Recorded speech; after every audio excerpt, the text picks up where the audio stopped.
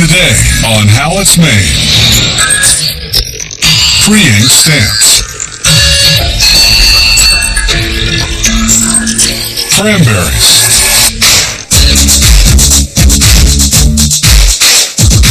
Cotton yarn. And road signs.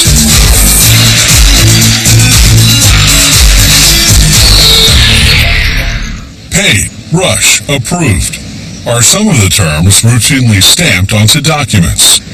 Professionals such as engineers have their official stamps too. For years, you had to dab the stamp on an ink pad for each impression. Nowadays, you can get stamps with the ink built right in. The process begins with a design that either the stamp company or its customer creates with standard graphic software. They print the stamp design onto paper using a high-quality laser printer. Then place the printout under an imaging camera.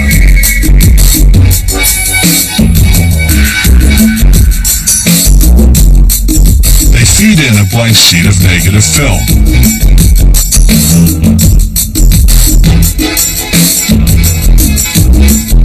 Then photograph the printout. 30 seconds later, out comes the negative. The design is light, the background dark. Now they can begin making the mold for the stamp.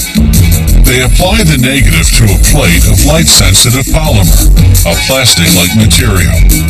Then they vacuum out the air to prevent defects in the mold.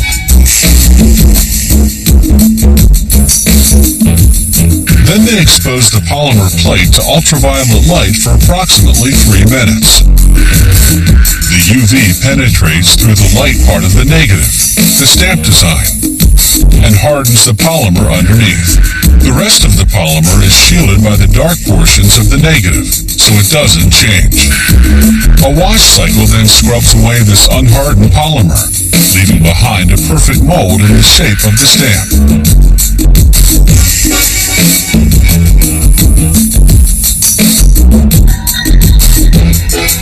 Now they cover the mold with a sheet of synthetic resin called Bakelite and put it into a machine called a vulcanizer. The machine heats the Bakelite to just over 309 degrees Fahrenheit, then forces it into the mold using 2 to 3 tons of pressure. After 4 minutes, the Bakelite stamp is ready. To be more productive, the factory actually molds several stamps at a time. Next comes the built-in ink. They screw the Bakelite stamp into what's called the pre-ink mold. Then pour in a mixture of ink and gel.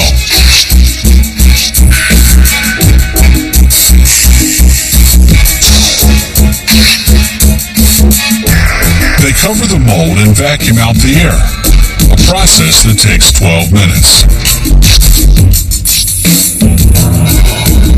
The mold then goes into a heat press for 17 minutes.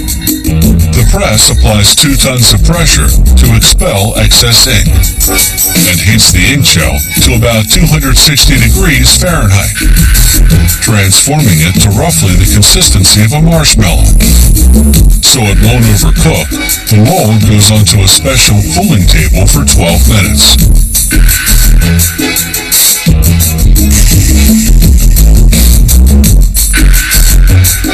Next, it's set out to cool for another 45 minutes, this time on newspapers, which soak up more excess ink.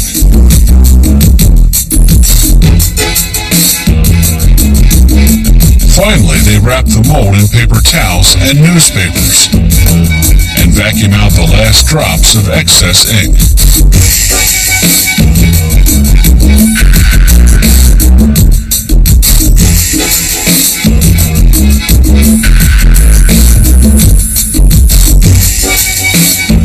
Then they quickly seal the back of the stamp to lock the ink in.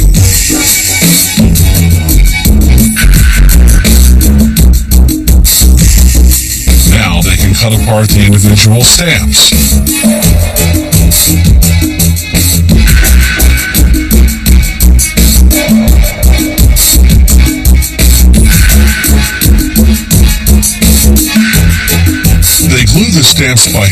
to the base of the stamp handles.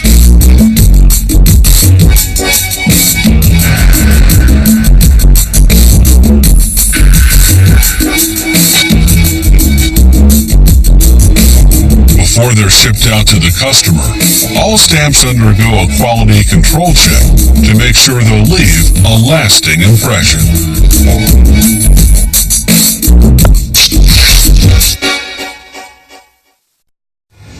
Cranberries are one of just a handful of fruits that are native to North America.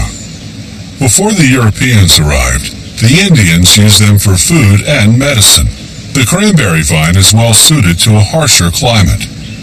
It thrives in low temperatures and loves acidic soil that's scarce in nutrients.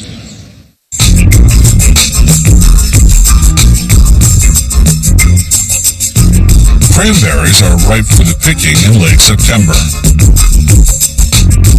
At harvest time, farmers flood their fields to make the cranberries float to the surface. Then they use a machine called a beater. It generates underwater turbulence, pulling the berries off the vines.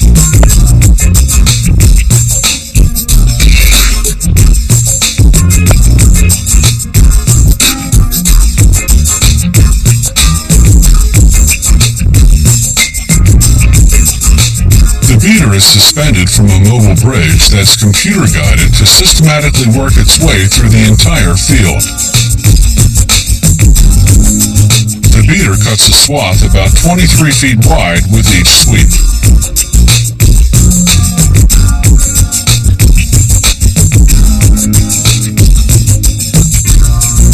Workers move the floating cranberries to one corner of the field.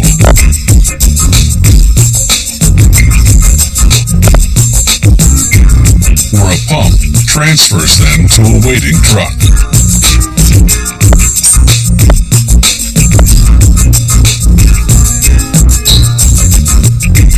Along the way, the berries get a preliminary rinsing to remove branches and leaves.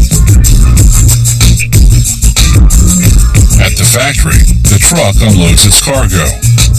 The cranberries travel along the water canal and onto a conveyor belt. Then through a cleaning station, where workers use brushes and water jets to get rid of any remaining leaves and branches. Then they dump the cranberries into large bins to be frozen for up to several months.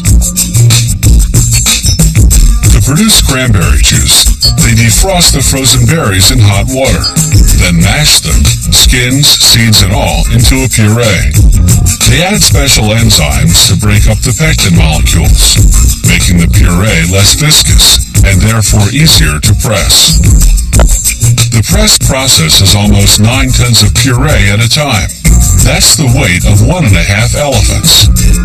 It takes 3 to 4 pressing cycles to extract all the juice. The juice then goes through a sophisticated filtration system. The 216 filters remove any plant particles or bacteria larger than 1 micron. A micron is about 25,000 times smaller than an inch. Then they evaporate the water until the juice is 10 times more concentrated. Cranberries not destined for juice go through a grading process. Undersized berries drop down through the holes of a giant sifter. The bigger cranberries move on to the grading table, where workers remove any that are substandard.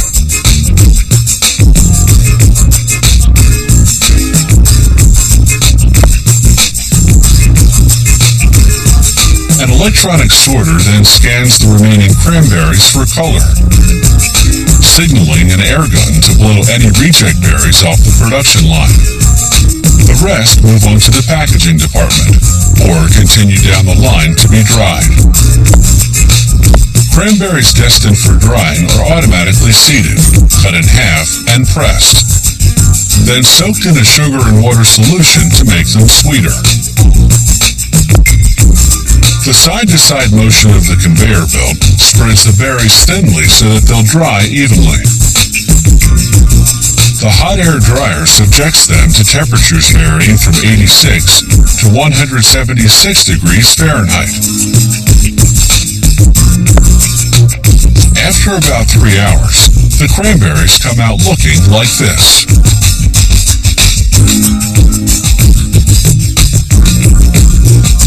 As you sip your cranberry tea, ponder this. Cranberries are a source of potassium and vitamins A and C, and drinking cranberry juice can prevent and treat urinary tract infections. Twisting plant or animal fibers into yarn dates back to ancient times, when people fashioned primitive spindles out of sticks. Around 500 BC, the spinning wheel was born in India. Today's factories have fully automated spinning machines that work on the same principle as the spinning wheel.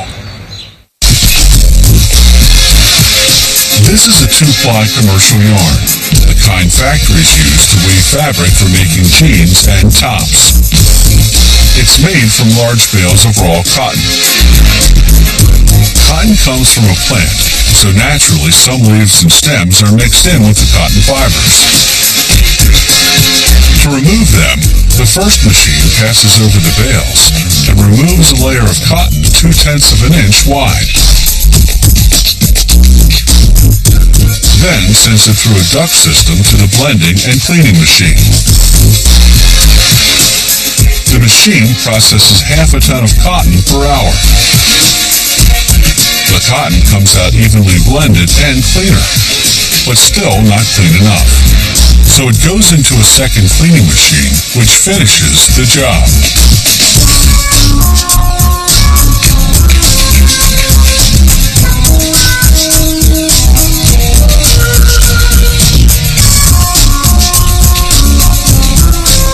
Now the cotton goes through what's called a carding machine.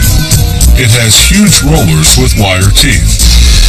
They comb out the tangled fibers and line them up in parallel rows. The machine also discards any fibers that are too short to process. Next up, the coiler. This device takes the rows of fibers and forms them into a thick and loose first stage yarn called sliver.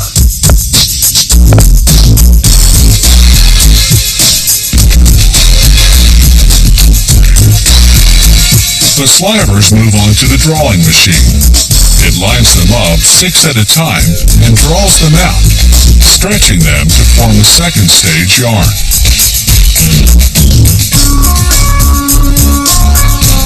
Then a machine called a roving frame stretches this second stage yarn, strengthening it by thinning it out.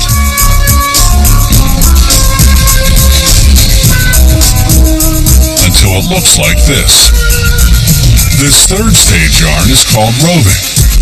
Depending on the type of yarn they're making, it's anywhere from 3.5 to 16 times thinner than sliver. They now stretch the roving up to 30 times thinner, which strengthens it even more. The yarn is finally finished. Now they have to transfer the yarn from all these small spools onto huge industrial-sized cones, 20 spools to a cone. One transfer method uses the winding machine. It winds the yarn from the first spool onto the cone. Then it automatically takes the back end of that yarn and attaches it with a knot to the front end of the yarn from the next spool. It winds it onto the cone, then attaches the back end to the front end from the next spool, and so on. As each spool empties, the machine automatically discards it.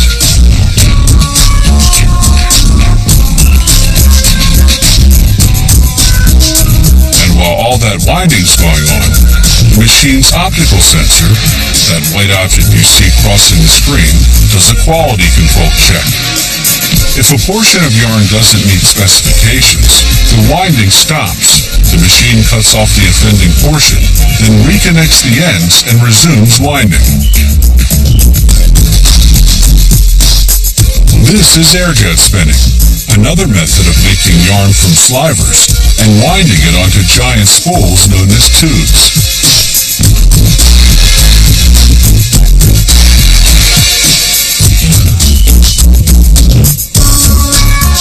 A suction tube grabs the front end of one spool and connects it to the back end of the previous one, again with a tiny knot.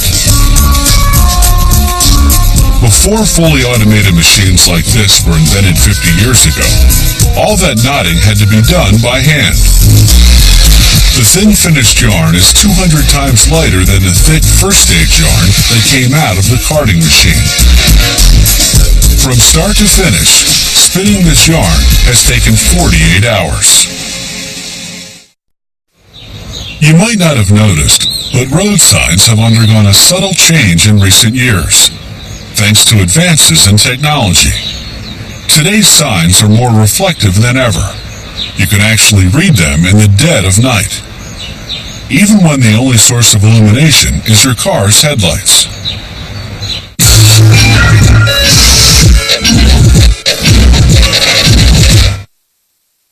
The earliest road signs were crude. A stick in the ground or a heap of stones to mark a route. In the Roman Empire, stone posts were erected along roadsides at regular intervals, indicating the distance to Rome. Centuries later, stone marker systems gave way to wooden cross signs pointing in several directions at once. The international system of road signs we know today came out of the first International Road Congress held in 1908.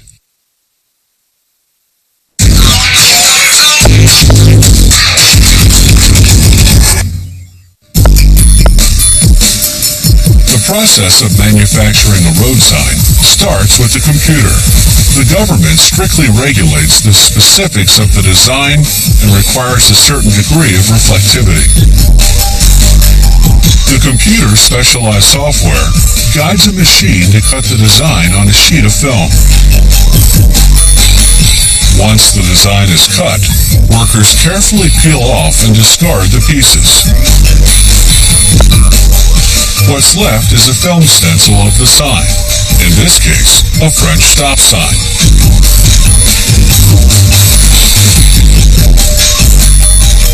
They inspect it for defects, then prepare a screen of polyester fabric that they'll later use to print the sign. They start by coating it with a thin layer of light-sensitive emulsion. Once the emulsion's dry, they adhere the film stencil, using vacuum pressure to flatten it and get rid of any creases or air bubbles.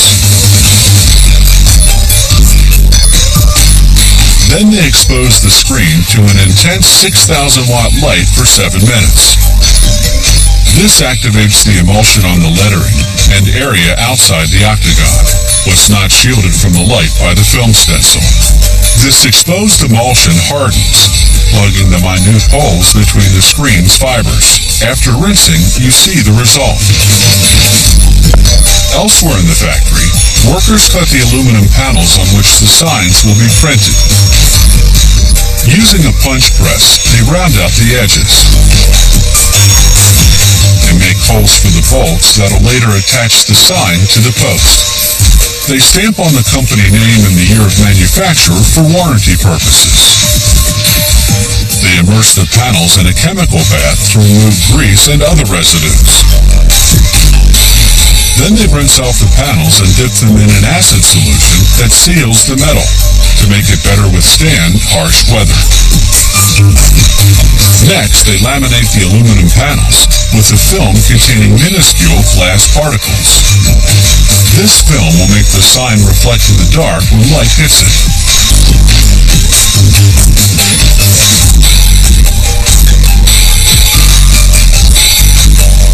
Then they cut the panel to the final shape.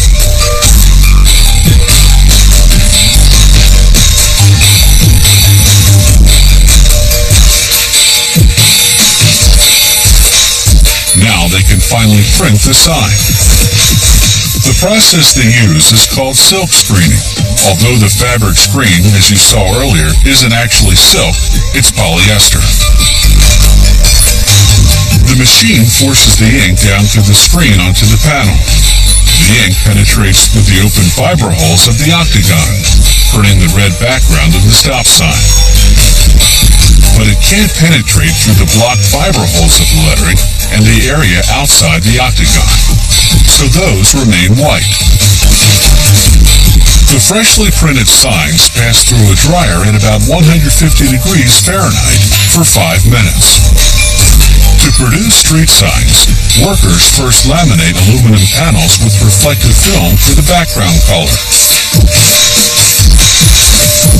Then either silkscreen the street name or apply self-adhesive reflective lettering.